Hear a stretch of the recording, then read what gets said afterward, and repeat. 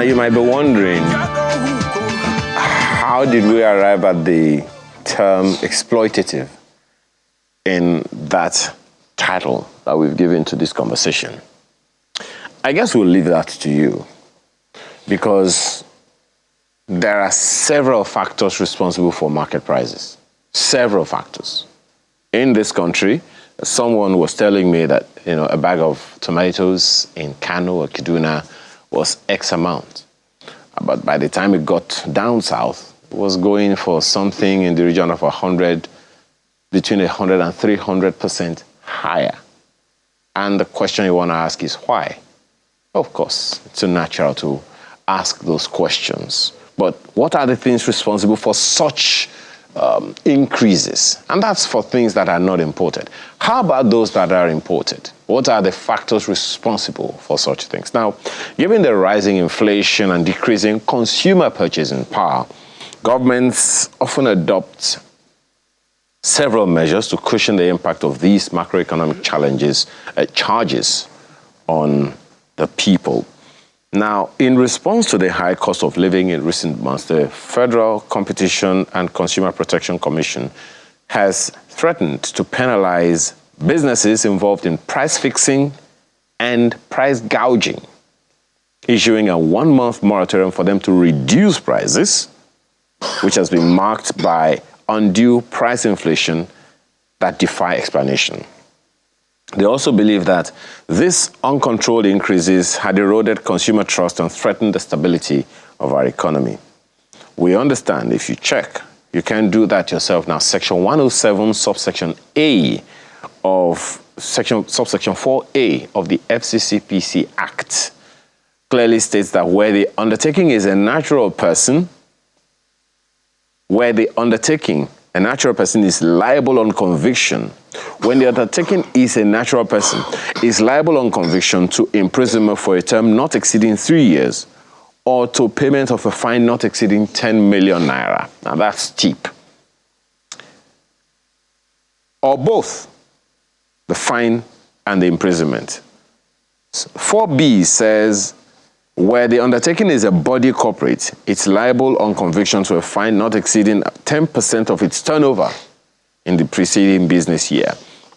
Two gentlemen will be joining us for this conversation on fixing exploitative market prices.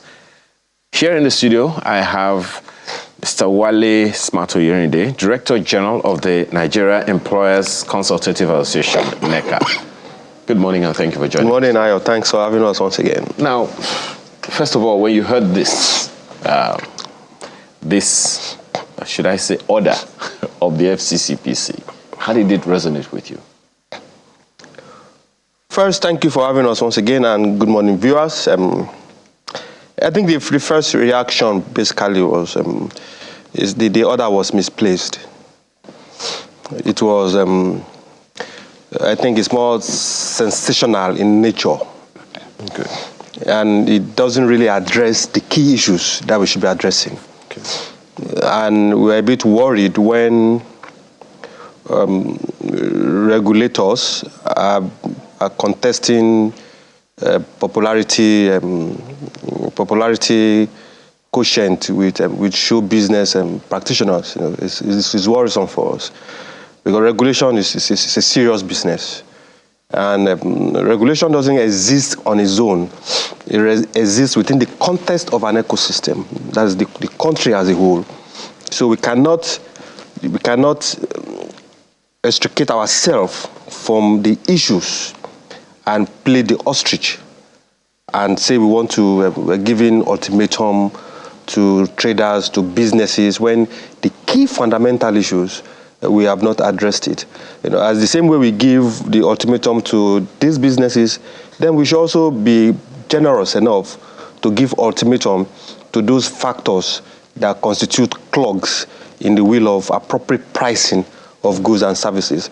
I must say first that what we practice, what we preach, is responsible enterprises. So while the FCCP is going ahead to fulfill its role as the regulator within that space, I think they should also do well to take into cognizance so many other factors before we come up with those kind of definitive orders to say in 1 month you must do this without addressing the fundamentals behind those issues. All right, Dr. Monday Ashibogu also joins us in this conversation. He is a public policy analyst. Good morning, and thank you for joining us this morning.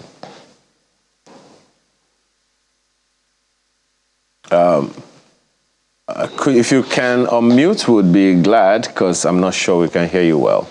If you can hear me, Dr. Ashibogu, this issue of price fixing is something that's bothered the FCCPC for a while, and they've talked about it quite a number of times, including even in the previous under the previous leadership.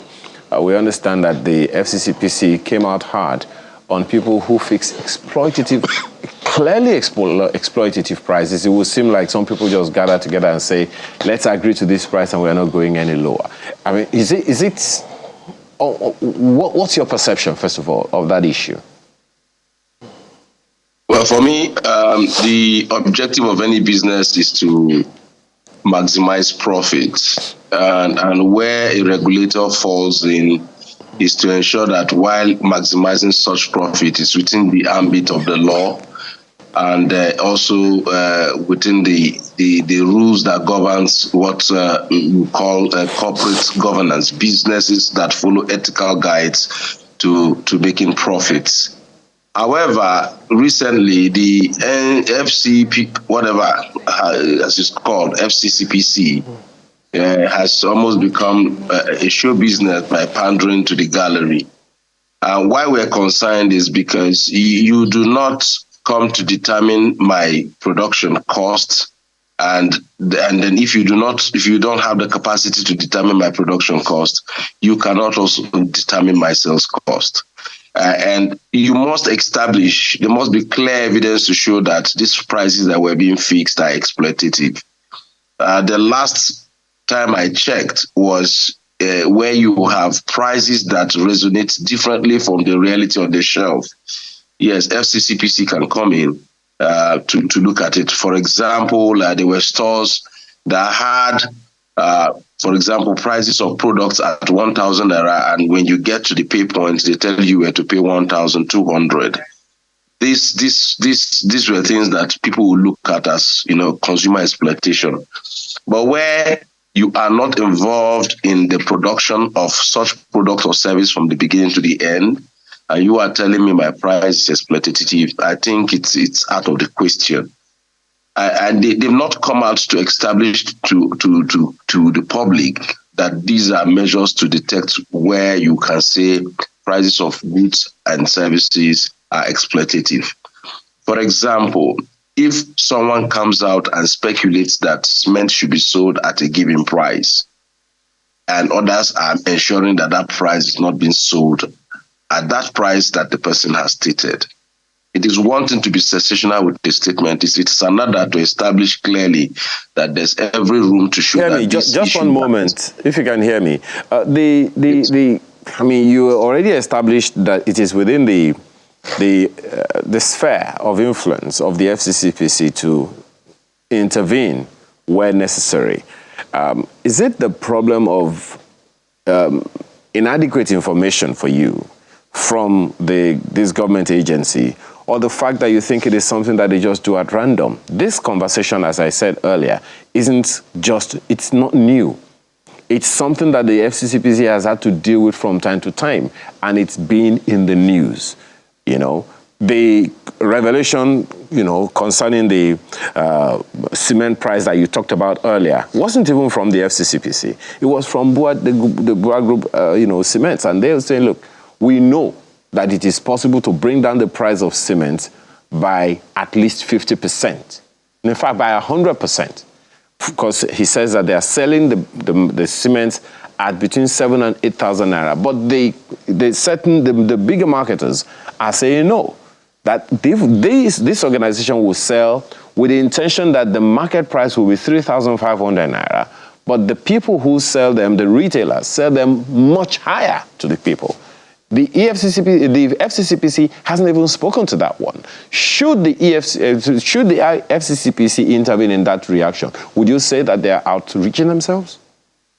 I think BOA has a responsibility of establishing to the public, the same way he has made that statement that cement shouldn't have sold for more than 3,005, how the exploitation is, happens. If a retailer is selling at 7,005 or 7,000 naira, what are the factors responsible for retailers to ensure that they will sell at 7,005, having procured at 3,500? That means a lot of things are happening within the supply chain. So if BOA is saying that shelf price should be 3,500 and is accusing some operators, he should establish that. There must be empirical proofs. There must be something to show that production cost for cement is XYZ amount. It's global, it's everywhere. There's a distribution, supply up to the retailer's shop should not exceed XYZ, and so the retailer shouldn't sell more than this amount. It's just not enough to just give a blanket assertion that products should sell for 3,500 without giving empirical proof. Well, I will expect Dr. BOA did not make that in clear terms. Well, you may want to, thankfully, Dr. Ashibogu, thankfully you're also a journalist, and I'm pretty sure that is something you're going to dig into. But I'm very sure that this issue, he's not saying it for the first time. And the organization, by the way, he's not saying it for the first time. I think about a month or two ago, they made the same statement. And no marketer has come out to say it is not true. But we'll leave that for now. Dr. beg your pardon, Mr. Yoride, so maybe that as an example as well. I know you speak for employers, but then it is the employers that are the producers of the various products and services that Nigerians use and possibly even export. But do you agree that there is possibility of exploitation by certain organizations? Absolutely. As I said, I won't be guilty of playing the ostrich also.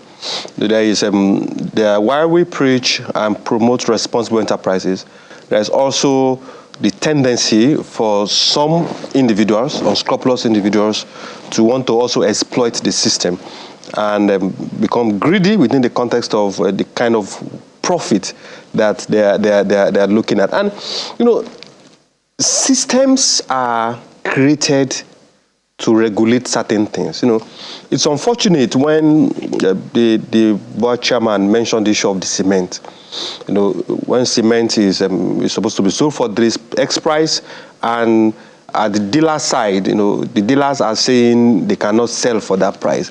Those dealers, they are not spirits. And if I'm a producer, I have the option of creating alternative channel of selling. These dealers are not they're not spirits, they're not the producer. So as a producer or as a manufacturer, if certain elements within the value chain, within the supply chain are frustrating my efforts, then I have the option of creating an alternative value chain, alternative channel of selling at that price. Somebody mentioned earlier that it's a free market. We are practicing market economy. So if your goods in your shop is 7,000, and I can create a channel where consumers can buy it for 3,000, it's left for the marketer, for the individual, for the consumer to pick. That's where we have it with fuel, petrol now. In NNPC filling stations, it's a bit lower than the independent marketers, and individuals are free to go buy wherever they want to buy. That is what we should promote. It's neither here nor there, as he said, to say it is 3,500. We want to sell at 3,500, and the dealers, who we naturally call in this environment cabal now, they are creating that distortion in the market. I think those are things that can be dealt with. They are not. This is not rocket science. So you don't see a role for, because just as you said, the fellow has created the product. The alternative we have is to import, and importation we know can be way more expensive than that. So isn't it the reason that an organization like the FCCPC was set up to ensure that people are not exploited and that they don't have to pay unnecessarily exorbitant prices for things that they can get for cheaper in country? While the EFCC is playing its role, the FCCPC. FCCPC, while it's playing its role, which is a very important role actually, our view as he established, and that's our position, that you cannot intervene at the end point of purchase. You must intervene also, if you have the capacity, within the context of that supply chain. Because it is possible, it will surprise you, that the supplier or the dealer or the retailer, by the time he gives you the analysis, justifiable analysis of how much he received the goods, what happened within the context of the point of receipt of the goods and the point of sale, what you will see will probably shock you. 2 days ago, a member company raised an issue with us that their trucks, if they are moving interstate within 2 states, that they meet close to 15 different checkpoints. Not of police now, of local government personnel, coming up with different kind of receipts. And you have to stop. And because of their nuisance value, or the balance of terror is tilting towards the local government guys, as they call them. So you have to wait, you have to stop. If you don't pay, they will not allow you to leave. So you have to pay almost 50. Within 2 states, they pay 15 different kind of levies.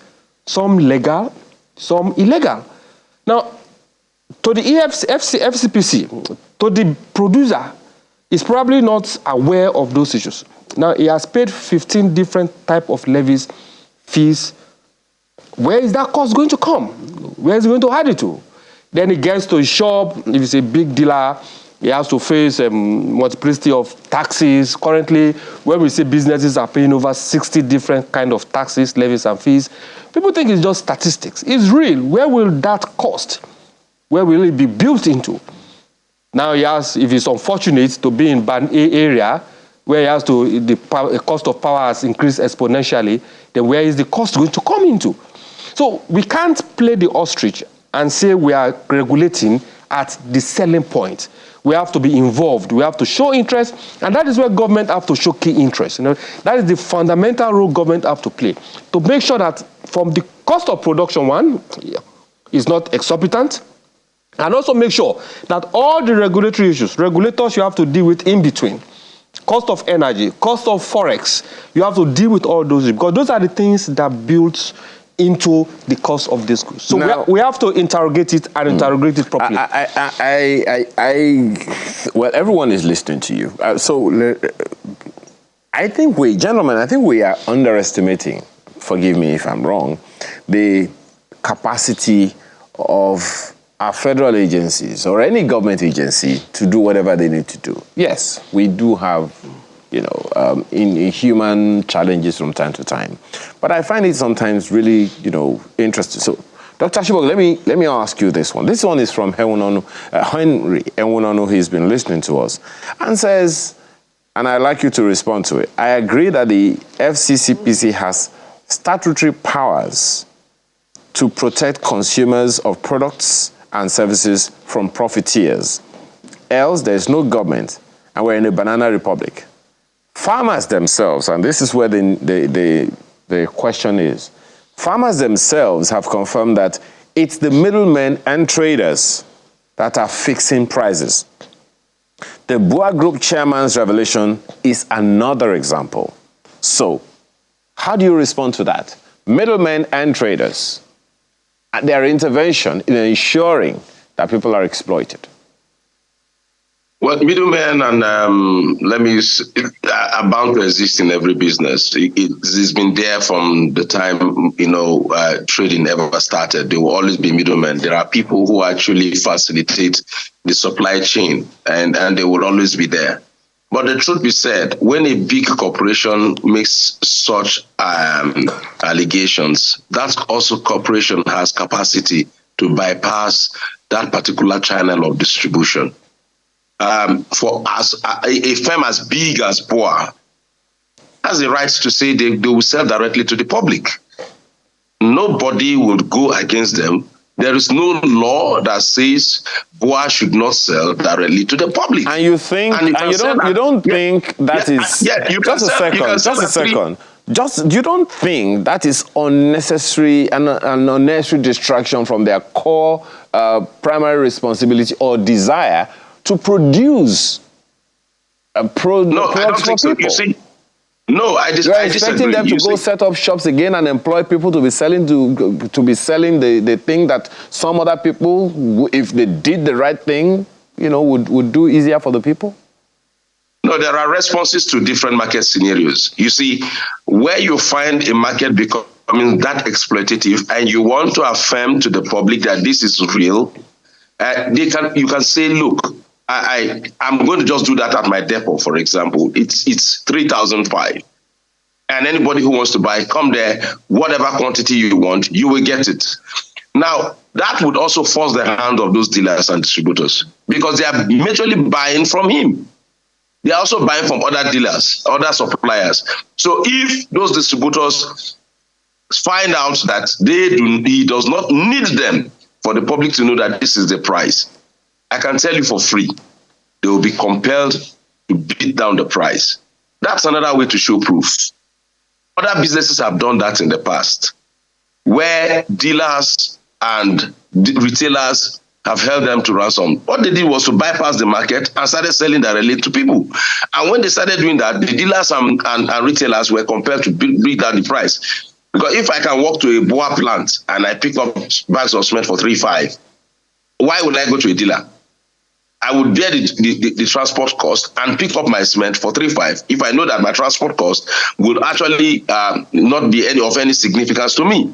So the issues here is, like as the NECA DG has said, most of us are not looking at some other extraneous factors that we have to deal with in terms of the supply chain management for products and services in the country.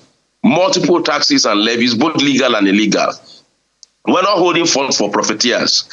We also have cases and scenarios where people are being exploited because of the middlemen who are looking at repurchasing costs because of speculations. And I said here that you do not speculate on an issue. If FCCPC wants to get to the bottom of everything, you must match it with figures, numbers, and data. As we speak now, all things that are being said are speculative. You just don't come out and give a blanket warning. If you know you are exploiting people, you better stop it and giving you 1 month. On what basis? But you do know that they had to go around at some point. Anyway, let me ask you this, Dr. Of course. Unity. There is this opinion that free markets means allowing local producers to compete with producers of imported cement, for instance. And it could be producers and importers of anything else. Yeah. Could be of toothpaste, could be of soft drinks, could be of practically anything. Now, there are those who believe that that's the solution, that it's a foolish attempt to produce at home what you can cheaply buy from the market. Well, the argument is neither here nor there. If you're an advocate of absolute free market, you say, okay, let's open up the borders, and then whatever we can produce, we can import cheaply. Then let's import the principle of comparative advantage. But also deep promoters of not nationalists now, but those that believe strongly in our capacity to produce and to feed ourselves, we also argue that you'll probably be exporting your jobs. If those things that you can produce here, you allow people to bring it in and bring it in mass. If you don't have the comparative advantage, it makes sense for you to import them. If the local industry cannot compete within the context of the advantage they have, then you allow people to bring it in. But you don't create a situation where importation, because the countries, the foreign nations, they've created an environment that makes production cheap. Then you allow importers to bring in those goods and compete with the local producers, which we have encumbered and incapacitated so that they are not able to produce and compete. And that's predominantly what happens. So, Mr. Unity, I'm sorry, I'm trying to understand. Yes, and if in fact Dr. Ashibogo has been in this station in the studio with me, and we've talked about situations where government agencies, be it federal, state, or local, absolutely, encumber people. You've talked about 60 taxes for every individual, for every business individual organization. We have also seen in this same studio a catalog of about between 30 and 50 stops at which you pay one thing or you pay the other, you pay one thing before you get to final destination. We've seen all of that. Absolutely. But a situation where, for instance, I mean, Dr. Ashibog also referenced it when I mentioned it, and it's something in the dailies, everyone can read it, that you bought something for about 100 and something thousand naira, imported, and the shelf price in the US is valued at something in the region of 140,000 naira in Nigeria. And you put it on the shelf in Nigeria at more than 900, almost 950,000 naira. If that is not exploitative, tell me what is. Okay, now, as he said a few minutes ago, that's just one example. You are also being speculative now, because that's the findings of the FCCPC. What the analysis you just gave now is it costs the price in the US, and then you import the same goods, the same products into Nigeria, and it costs this same price. Now, there are two factors you can check out that could be reasons for it. One, the factor we've discussed and you've mentioned significantly, exploitation. That the shop owner is greedy and is trying to exploit the market, the segment of the market where he plays. That is one. Greed, that is one. Two, the context of what happens from the time he imported the goods. Because you also have to interrogate it. He brought the goods from the US, he imported through the ports. What happens with custom? You have to interrogate it. You have to interrogate if peradventure is unfortunate to get loan from the bank at a certain interest rate, and before the goods get to Nigeria, the context of interest rate has increased significantly. You have to interrogate that. So to arrive at the likely cost, because it will be dangerous to fix the price for him, to arrive at a likely cost of that goods, or your assumed cost of that goods, you need to interrogate all those issues. What is the clearing rate for him? What is the amount he paid for customs? What is the energy cost? What is the taxes he's going to pay? What is so many other costs that he has incurred within the context of that supply chain before the goods get to the shelf? If you don't interrogate it, then we might be speculative and we might be working in error. As I said, it's possible that the business owner is greedy and is trying to be exploitative, which is one, which the FCCPC can deal with. But for us to arrive at a true cost, and that is why research and empirical data will assist us in dealing with all these things, we must be very sure so that we don't punish unnecessarily somebody that have taken the risk. And it's very risky doing business in this country. For somebody that have taken the risk to start a business in this country, whether manufacturing, whether services, whether importation. If you don't interrogate the cost that has been built into it, either by reason of the business itself or by reason of regulatory or exploitative activities of middlemen, if you don't interrogate the cost, then it will be very unfair to the business owner, it will be very unfair to the person that have taken the risk to invest to start a business in this nation. I have to re-emphasize, it is possible that the business owner is greedy and want to be exploitative.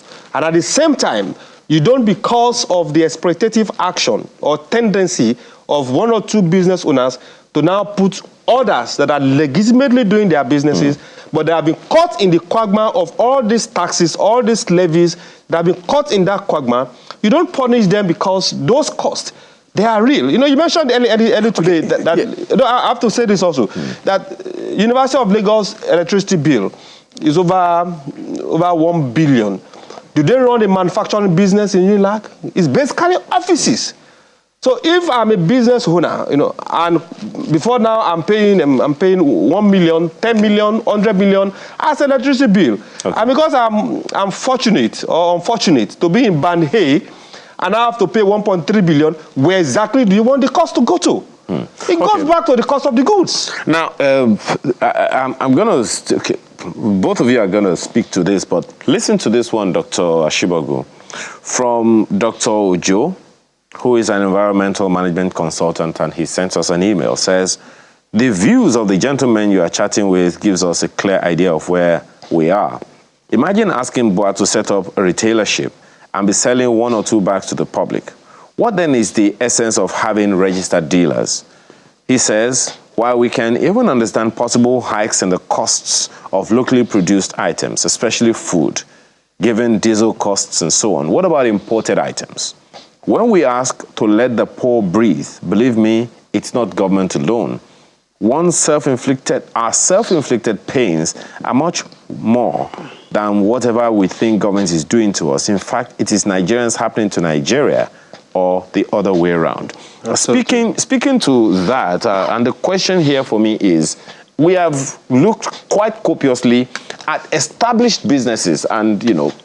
Oyinrinde is right here in that particular capacity. How about other smaller businesses that are doing what Dr. Ojo is suggesting here?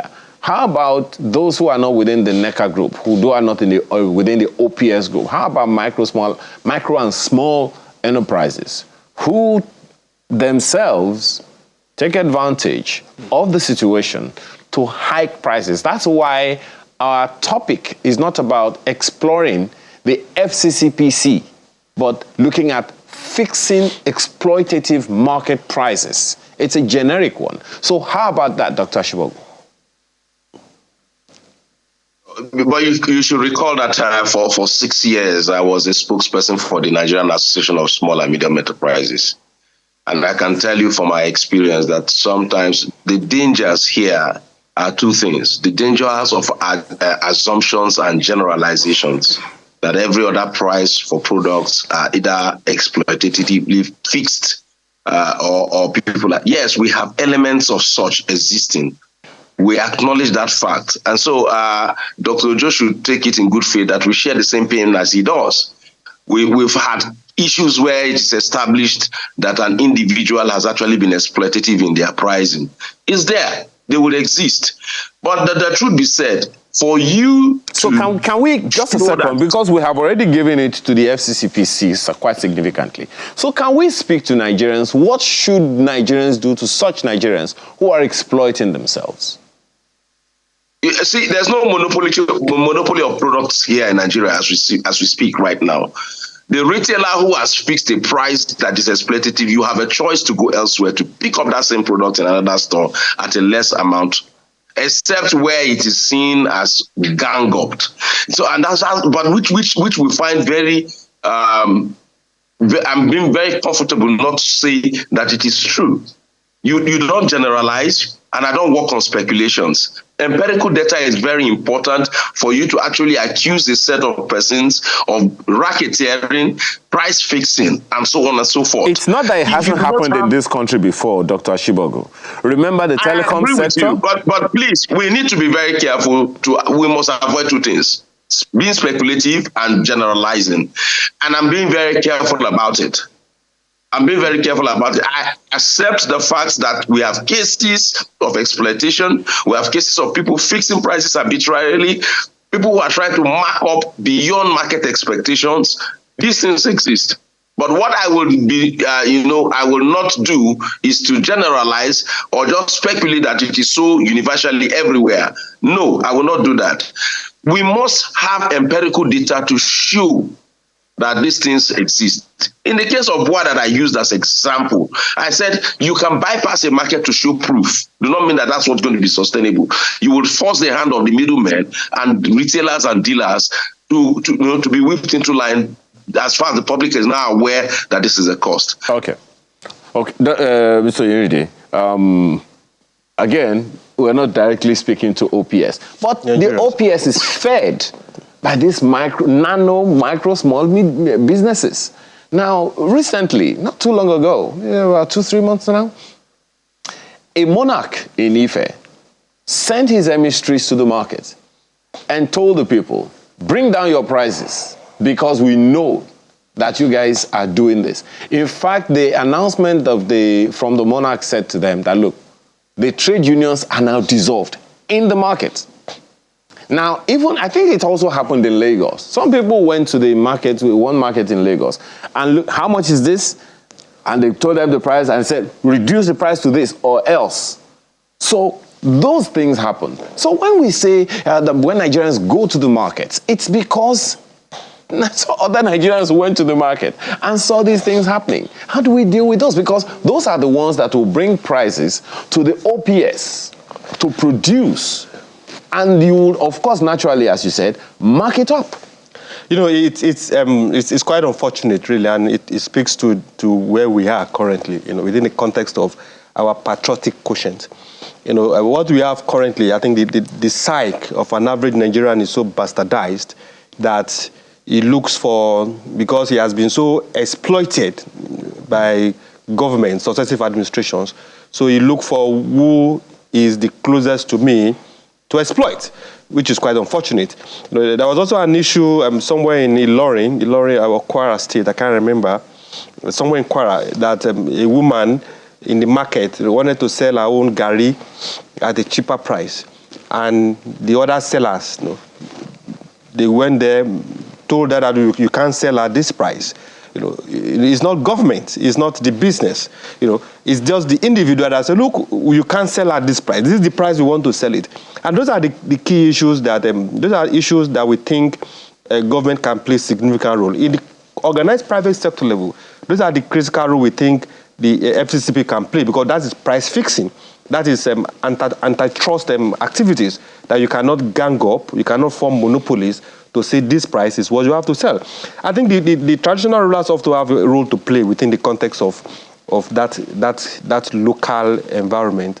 You know, where whatever you can do when the union in the market is dissolved, as you mentioned, if it's within the right of the traditional ruler to do that, you know, why not go and do that?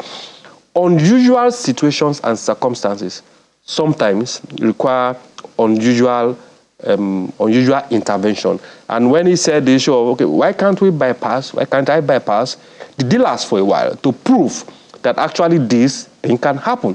So if Nigerians know that, look, without the dealers, if the dealers has become so powerful that they can distort the market willfully, then within the context of the sovereign should be able to do something.